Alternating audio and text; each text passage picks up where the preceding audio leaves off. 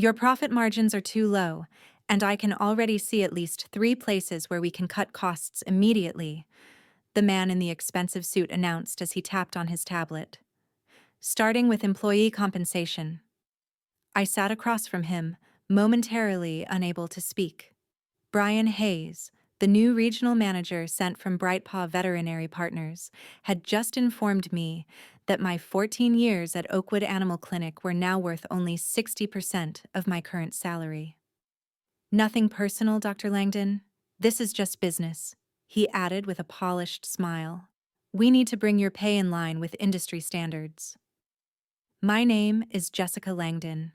I'm 41 years old, and I've spent my entire career caring for the animals of Lexington, Kentucky. What began as a job at a small family-owned practice right after vet school became my life's work. I helped the clinic grow from a 2-room operation into a trusted part of our community. I'd trained every vet tech who walked through our doors, and I could list hundreds of pets by name. I understand this is a transition period, I said evenly, even though my heart was pounding. When would these changes take effect? Next pay cycle, Brian replied, already turning back to his tablet. We'll need your decision by Friday. When old Dr. Harrington announced he was retiring and selling the practice, all of us were worried. But he had reassured us. Brightpaw understands what we've built here. Now, only 3 weeks after the sale went through, I was staring at a choice I never imagined. Accept a massive pay cut or walk away from the place that felt like home. The clinic where clients asked for me by name, where I'd comforted families through losses and celebrated new beginnings, where I'd grown from a nervous new graduate into a seasoned veterinarian. Thank you for the information, I said as I stood. I'll have my decision for you by Friday. Brian nodded without lifting his eyes. As I reached the door, he called out, "Oh, and Jessica, we're rolling out a new scheduling system next week. The training manual is in your email." Outside his office, I paused at the reception desk where Valerie was updating patient files. She'd been with us 12 years, and the worried look on her face told me she already knew what was happening. You too? I asked quietly. She nodded. 30% cut, and they're cutting my hours. What about you? I lowered my voice, aware of the people in the waiting room. A golden retriever sitting beside an older man, a woman holding a cat carrier, a little girl gently stroking a rabbit. I'm not sure yet, I whispered. Valerie glanced around the clinic. I have a bad feeling things are about to change here, and not for the better.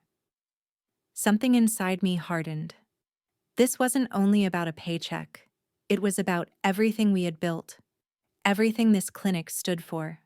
For me, being a veterinarian has always been more than medical charts and treatments.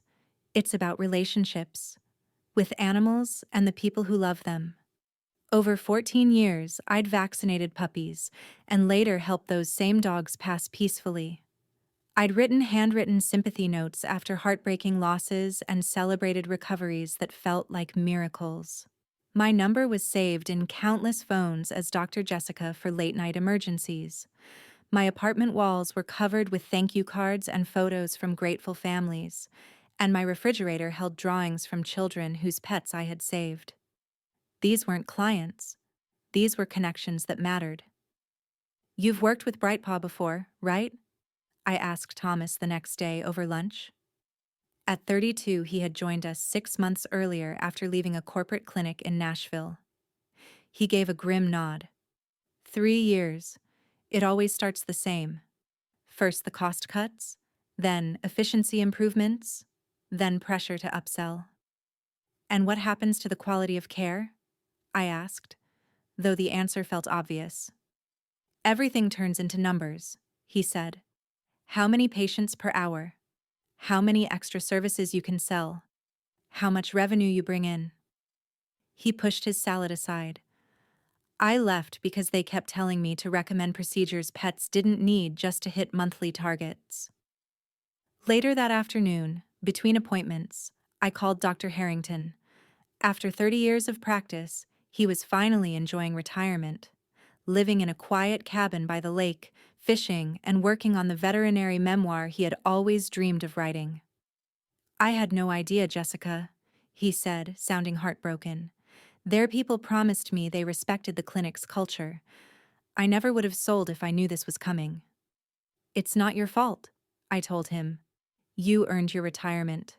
I need to figure out what to do." "What are you thinking?" he asked gently. I hesitated. The idea had been circling in my mind for days, but saying it out loud would make it real. "I'm thinking about opening my own practice," I finally admitted. There was only a brief silence before Dr. Harrington responded. "You should. You have the experience, the relationships, and Lexington needs a clinic that still puts genuine care before corporate profits." After we ended the call, I sat in my office staring at the degrees and certifications on the wall. My thoughts drifted to all the conversations I'd had with clients over the years, the ones who said they were grateful we weren't like those rushed assembly line vet clinics. A knock pulled me out of my thoughts. Maggie, our head technician for the past 8 years, stepped inside. "Sorry to interrupt, Dr. Langdon, but Mrs. Peterson is here with Baxter. She specifically asked for you, even though she's technically scheduled with Dr. Morris today." "I'll be right there," I said, standing. As I prepared to examine the 10-year-old beagle I'd treated since he was a tiny puppy, the answer became clear. The decision wasn't just about the pay cut. It was about protecting something meaningful. Friday arrived with a sense of clarity I hadn't felt in weeks. I'd spent my evenings researching commercial rental options, equipment costs, and small business loans. I'd spoken with 3 former colleagues who'd successfully opened their own clinics. With every conversation, the idea felt more and more right. At exactly 9 o'clock, I knocked on Brian's door. "Come in," he said, distracted, still on a video call. After a quick goodbye to whoever was on the screen, he turned toward me. "Jessica, good. Have you made your decision?" "I have," I said, handing him an envelope. "This is my 2 weeks' notice." For a moment, his polished expression slipped. "You're quitting? Over a standard market adjustment?" "I'm pursuing a new opportunity," I clarified, "and I wanted to give you enough time to arrange proper coverage for my patients." Brian leaned back, studying me. "Honestly, I expected this reaction from some of the support staff, but not from you. You're a senior veterinarian. This is how corporate acquisitions work. Everyone has to adjust." "I understand business realities," I replied calmly, "and I've made a business decision of my own." He gave a small shrug and reached for my letter. "HR will put together your exit paperwork. I assume you're moving to another practice." "Something like that," I said, keeping my answer vague. By lunchtime, the news of my resignation had already spread throughout the clinic. Valerie, Maggie, and Thomas each found private moments to pull me aside. "Is it true?" Valerie whispered as we stood near the filing cabinets. "Yes," I said. "My last day is 2 weeks from today." "What will you do?" After a moment of thought, I decided she deserved to know the truth. "I'm opening my own practice. I've been looking at a space on Maple Avenue." Her eyes widened. "Really? That's—" She looked around, then lowered her voice further. "That's incredible, Jessica." The rest of the day followed the same pattern. Quiet questions, surprised expressions, and support I hadn't expected. Thomas especially seemed ready to join me. "Keep me updated," he said in a low voice between patients. Later that evening, I sat at my kitchen table with a legal pad, making lists and sketching out plans. My phone buzzed. It was Maggie. "Whatever you're planning, count me in." It wasn't until my 3rd cup of tea that the full weight of the day hit me. As I had been leaving the clinic, Mrs. Davidson stopped me in the parking lot. Her main companion, Oliver, had been my patient since she adopted him 6 years ago. "I overheard one of the texts," she said anxiously. "You're leaving? Is it true?" When I told her yes, Her answer came instantly. Wherever you go, Oliver and I will follow. That simple statement of loyalty hit me harder than any spreadsheet or business plan ever could. I wasn't just a veterinarian to these families. I was their veterinarian. And that bond mattered, far more than Brightpaw seemed willing to recognize. Looking down at my notes, I felt a renewed sense of determination. This was no longer just about rejecting an unfair salary cut. It was about building something better, a place that honored the trust families had given me for years. The next 2 weeks crawled by. I kept things completely professional, giving every animal the same attentive care I always had. But there was a constant tension in the air whenever management was nearby. Brian had started hovering outside my exam rooms, clipboard in hand, jotting down efficiency opportunities. He scheduled my exit interview for my last day and sent daily emails reminding me of my supposed obligation not to solicit clients or staff, a clause a lawyer friend had pointed out was mostly unenforceable in Kentucky. What Brian didn't know was that I had already signed a lease for a storefront just 7 minutes across town. The space used to be a pediatrician's office, which meant most of the necessary medical setup was already there. I'd secured financing through a local bank where I'd been a customer for more than 10 years, and the equipment suppliers I had worked with for ages offered generous terms for my new venture. We value relationships too, my medical supplier rep told me during a discreet lunch meeting. And honestly, we've seen what happens when Brightpaw takes over. We're happy to support independent clinics. Inside Oakwood, I kept quiet about my plans, but word was spreading anyway. Clients asked careful questions during their appointments. So, where exactly will your new practice be? Mrs. Thompson asked as I checked her terrier's ear infection. I haven't finalized anything yet, I answered, choosing my words carefully. The new microphone system Brightpaw had installed for quality assurance was positioned right by the computer. Mrs. Thompson lowered her voice. Well, when you do, please tell me. Max refuses to see anyone else. These kinds of conversations happened every day, and each one reminded me that what I was building wasn't just a business. It was a continuation of a standard of care this community relied on. Midweek, during my final days at the clinic, Brian summoned me to his office again. His corporate calm had faded, replaced with irritation he could barely hide. Several clients have been asking about your future plans, he said bluntly. Let me remind you of your contractual obligations. I'm aware of my obligations, I replied in an even tone. And I've been very clear that I don't have any confirmed plans to announce. He tapped his pen rapidly on his desk, a clear sign of frustration. We've invested a great deal in acquiring this practice, Dr. Langdon. Brightpaw won't look favorably on any actions that undermine that investment. I understand, I said. Is there anything else? He hesitated. We're prepared to revisit your compensation package. It's possible we were a bit too firm with the initial adjustment. I hadn't expected that. It was the first hint that Brightpaw realized they had miscalculated. But it was far too late. The lease was signed, the equipment was ordered, and my vision for Riverbank Animal Hospital was already in motion. I appreciate the offer, Brian, I said, but my decision is final. Later that afternoon, Valerie quietly left a folded note on my desk. Inside was a list of 20 client names along with a handwritten message. These people asked for you specifically today. At the bottom, she added, when you're ready to hire a receptionist, call me first. That evening, I met Maggie and Thomas at a coffee shop several miles away, far enough to avoid any accidental run-ins with Brightpaw staff. Over lattes, I finally shared everything. I've secured a location on Riverbank Drive, I told them. The clinic will be called Riverbank Animal Hospital, and if everything stays on track, we'll be opening in about 6 weeks. 6 weeks, Maggie repeated softly, thinking it through. My reduction in hours starts in 3. Interesting timing. Thomas leaned closer. What's your staffing plan? I need a veterinarian who shares my philosophy of care, I said, looking directly at him. And I need an experienced lead technician. Their smiles said everything.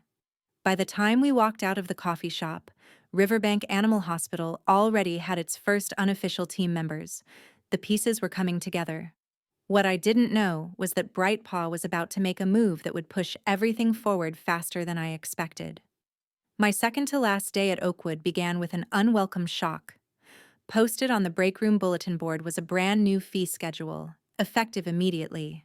Prices had jumped by an average of 30% across the board. Basic vaccinations that used to cost $45 were now $65. Dental cleanings were raised from $300 to $425.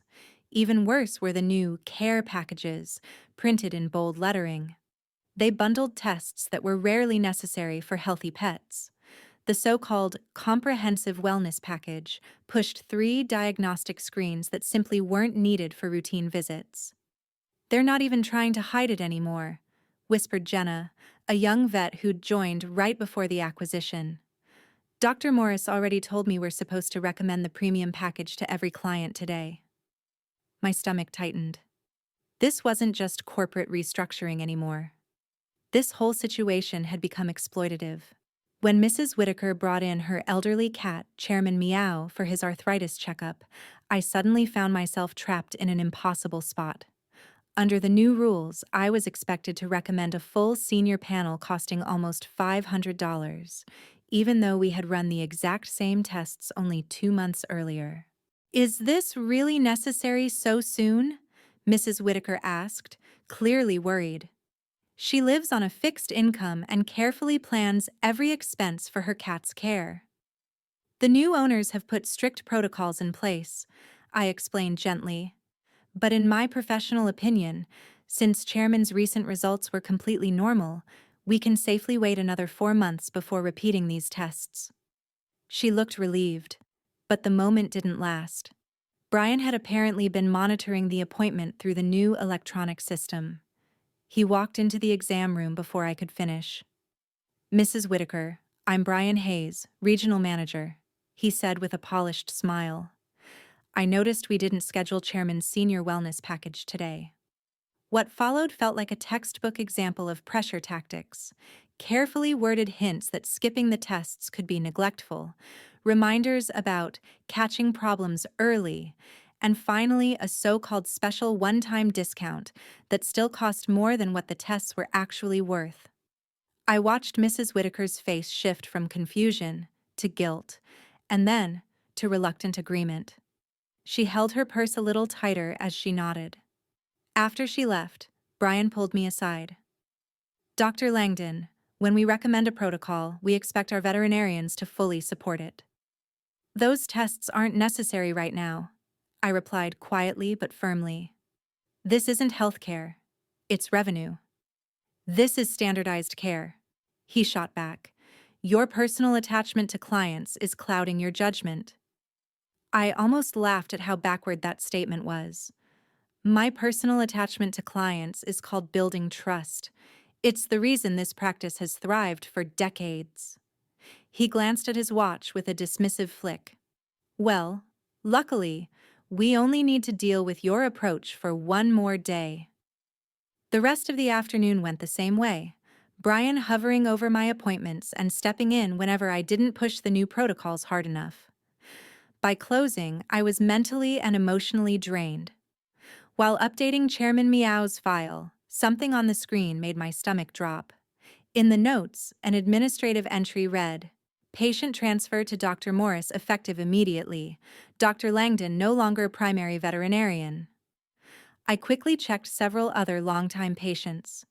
The same note appeared. They were reassigning my entire caseload before I had even walked out the door. That night, I couldn't sleep. My original plan was to leave quietly, set up my new clinic, and inform clients only when everything was ready. But Brightpaw's aggressive behavior and their willingness to take advantage of clients' trust changed all of that. At 2 a.m., I sat down at my computer and wrote to the lawyer helping me open my new practice. Need to accelerate timeline. How soon can we open, even at limited capacity? Her reply came faster than I expected.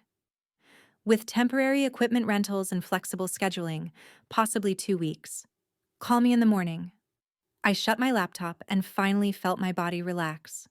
For the first time all night, sleep was actually possible. Tomorrow would be my last day at Oakwood Animal Clinic, and it was not going to unfold the way Brian Hayes imagined. My final day arrived with a feeling that something was ending, but something new was also starting. I had spent the early morning making calls, arranging details, and putting everything in motion. When I pulled into my usual parking spot for the last time, I felt an unexpected sense of calm. The morning moved quickly, with emotional goodbyes from staff members who had become like family over the years. Even some of the newer employees who barely knew me seemed unsettled by the change in the clinic's atmosphere. "The schedule looks light today," Valerie said as I stopped by reception. She was right. I had only 4 appointments, which was rare for a Friday. "Brian blocked off most of my day for transition activities," I explained. "Apparently, I have a lot of paperwork to get through before I leave." Neither of us needed to say the obvious. My regular clients had already been assigned to the other veterinarians. At noon, Brian called me to the conference room for what he described as a departure protocol meeting. I expected the usual exit procedures, turning in keys, signing final forms, maybe a brief acknowledgement of my years at the clinic. Instead, I walked in to find Brian sitting with two people I had never seen before. One was introduced as Bright Paw's Regional Legal Counsel, and the other as their Human Resources Director. "Before we finalize your departure, we need to discuss a few concerns," Brian began, his tone suddenly formal. "We've been informed that you may be planning to open a competing practice, which would violate the terms of your employment." The legal counsel, a stern woman in her 50s, slid a document across the table. "This is a cease and desist letter," she explained, "prohibiting you from practicing veterinary medicine within a 20-mile radius of this facility for 1 year. I looked at the letter but didn't pick it up. "I don't recall signing any non-compete agreement," I said calmly. "It's included in the transition documents all employees signed when Brightpaw acquired the practice," she replied smoothly. "Actually," I said, reaching into my bag, "I brought copies of everything I signed. There was no non-compete clause in any of those documents." I placed my file on the table. My lawyer confirmed this just yesterday. The atmosphere in the room changed immediately. "And more importantly," I added, "Kentucky law severely limits the enforceability of non-compete agreements for medical professionals, including veterinarians, especially when it interferes with patient welfare." The lawyer and HR director exchanged a quick look. Brian's confident expression slipped. "We're not here to argue legal details," Brian said quickly. "We simply want to ensure a smooth transition for our clients." "Your clients," I corrected gently. "And yes, I agree. Their care shouldn't be disrupted." The HR director, sensing an opening, softened her tone. "Dr. Langdon, we understand you've been part of this practice for many years. Perhaps we can reach a compromise that satisfies everyone." I smiled. "I'm always open to reasonable solutions." What followed was nearly 2 hours of negotiation. Eventually, we reached a straightforward agreement. I would not actively contact or solicit Oakwood's clients for 30 days, and in return, Brightpaw would drop any attempt to limit where or when I could open my new practice. By the time we finished, I had officially completed my tenure at Oakwood Animal Clinic. I gathered my personal belongings, said my final goodbyes, and walked to my car feeling a mix of nostalgia and anticipation. As I was pulling out of the parking lot, my phone chimed with a message from Valerie. "Just overheard Brian on the phone with corporate. He said, 'She's just one veterinarian. How much impact could her leaving possibly have?'" I smiled and typed back a simple reply. "I guess we'll find out." What Brian and Brightpaw didn't understand was that I wasn't simply leaving. I was already 2 steps ahead. The wheels were in motion, and nothing was going to stop what came next. Riverbank Animal Hospital opened its doors exactly 17 days after my departure from Oakwood. The timeline was ambitious, borderline impossible, requiring round-the-clock work, temporary equipment rentals, and a skeleton crew working double shifts. But we did it. Thomas joined as the second veterinarian. Maggie came aboard as our lead technician after Brightpaw reduced her hours to part-time. Valerie submitted her resignation the same day our new reception desk arrived, citing Brightpaw's hostile work environment in her letter. Our first day was supposed to be a soft opening, just a chance to test our systems with a handful of appointments before the official launch the following week. I'd personally called only about 20 longtime clients whose pets had ongoing medical needs I'd been managing. At 8:45 a.m., 15 minutes before opening, I glanced out the front window and froze. A line of people and pets stretched across the parking lot and wrapped down the sidewalk. "Did you call all these people?" Thomas asked, eyes wide. "No," I said, stunned. "I only reached out to a few with urgent cases." Valerie was already settling in at the reception desk, logging into our new practice management system. "I think word got around," she said with a knowing smile. When we opened the doors, familiar faces streamed in. Mrs. Peterson with Baxter the Beagle, the Garcias with their trio of rescue cats, Mr. Johnson with his ancient tortoise, Methuselah. Clients I had cared for over years, sometimes decades. "We saw on the community Facebook page that you were opening today," Mrs. Peterson explained. No one wanted to miss it. By lunchtime, we had registered over 70 pets in our new system. By closing, that number had more than doubled. Every client had the same message. They were following their veterinarian, not a corporate brand. The small gestures of support moved me more than I expected. Clients brought homemade cookies, congratulations cards, flowers, and small gifts for the new clinic. One family even arrived with pizza for the entire staff. That evening, after we finally locked the doors and collapsed into chairs, my phone buzzed with a message from a former colleague still at Oakwood. "Emergency meeting tomorrow morning. Apparently, the schedule is suddenly empty." The following week exceeded even my most optimistic projections. We quickly had to extend our hours and bring on additional staff because the number of patients coming in kept growing every single day. By the end of our first month, we had registered over 800 pets in our system, about 70% of Oakwood's former client base. What surprised me most wasn't how many people followed us, but how they found their way to our door. We hadn't run any major ads. In fact, our entire marketing effort consisted of word of mouth and a small announcement in the local newspaper. Yet new clients kept showing up, often telling us they'd heard about us from neighbors, family members, or posts circulating in local community groups. "The neighborhood pet groups can't stop talking about your new place," one client mentioned while I examined her Labrador puppy. "Everyone's impressed you stood up to that corporate chain." I hadn't set out to become some sort of symbol for pushing back against corporate veterinary care, but that's exactly what people turned me into. Clients shared stories about their experiences with Brightpaw's new pricing structure and rigid protocols, and they compared them to our straightforward fees and personalized approach. About 3 months after we opened, I received a visitor I hadn't expected. Dr. Harrington, my former mentor and Oakwood's longtime owner.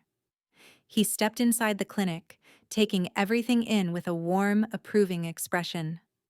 "I had to see it for myself," he said. "You've created something truly special here, Jessica."